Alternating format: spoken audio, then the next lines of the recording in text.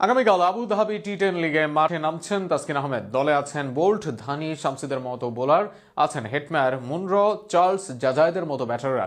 প্রতিপক্ষ দলেও তারকার মেলা। লিয়াম, হোল্ডার, মোহাম্মদ আমিরদের বিপক্ষে জয় তোলা সহজ মোটেও হবে না। আর শুনুন প্রতিবেদনা। আগামীকাল আবুধাবি টি10 লিগের উদ্বোধনী ম্যাচেই মাঠে নামবেন তাসকিন আহমেদ, যেখানে তাসকিনের প্রতিপক্ষ মোহাম্মদ আমিরের কুয়েটা। তাসকিনদের নর্দার্ন ওয়ারিয়র্সে আছে বড় বড় নাম। বোলারদের মধ্যে ট্রেন্ট বোল্ট, জুটি বাঁধতে পারেন তাসকিন আহমেদ। স্পিনার তাবরিজ শামসিও আছেন স্কোয়াডে। এছাড়া ওডেন স্মিথ, থিসারা পেরেরার মতো অলরাউন্ডার আছে দলে। 10 ওভারের খেলায় ব্যাট হাতে তাণ্ডব তুলতে প্রস্তুত শেমরন হেটমায়ার ও জনসন চার্লস। এছাড়াও দলে আছে জাজাই, কালিন মানরোর মতো বড় নাম। এদিকে তাদের প্রতিপক্ষ দলেও লিয়াম লিভিংস্টোন, মোহাম্মদ আমির, সিকান্দার রাজার মতো তারকারা আছেন।